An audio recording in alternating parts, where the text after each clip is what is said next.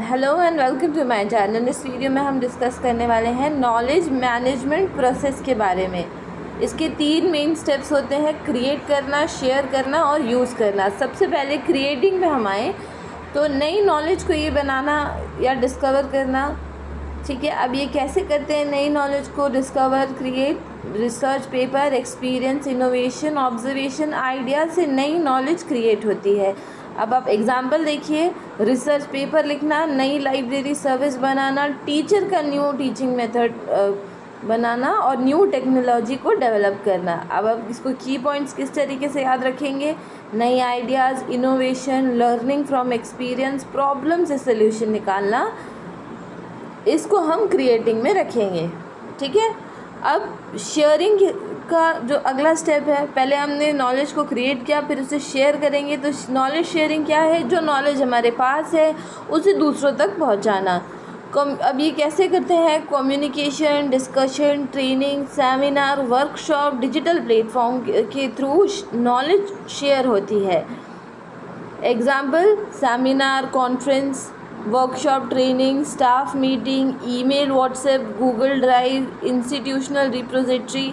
ठीक है, अब इसके की पॉइंट्स आपको किस तरह से याद करना है? तो देखो, ये नॉलेज को बांटता है, कोलैबोरेशन बढ़ती है, टीम वर्क इम्प्रूव होता है और डुप्लीकेशन कम होती है। अब इसका यूज़ हम किस तरीके से करेंगे? तीसरा जो स्टेप है, नॉलेज का यूज़। जब नॉलेज मिली है उसे प्रैक्टिकल काम में लगाते हैं। कैसे लगाते हैं? Decision making, problem solving, planning, innovation और डेली वर्क में अप्लाई करना। आप एग्जाम्पल से समझिए, स्टूडेंट्स नोट्स पढ़कर एग्ज़ाम क्लियर करते हैं, लाइब्रेरियन न्यू सॉफ्टवेयर यूज़ करती हैं, रिसर्च से प्रॉब्लम सॉल्व करके बेटर डिसीजन लेते हैं।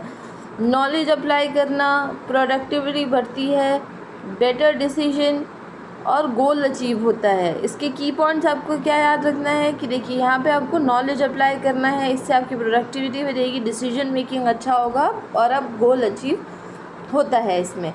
ठीक है, अब नॉलेज मैनेजमेंट इम्पॉर्टेंट क्यों है? तो इम्पॉर्टेंट इसलिए है ताकि सही नॉलेज सही लोगों तक पहुँचे, टाइम और कॉस्ट की बचत हो, बेटर डिसीजन मेकिंग होती है, इनोवेशन और ग्रोथ बढ़ती है और ऑर्गेनाइजेशन की परफॉर्मेंस भी इम्प्रूव होती है।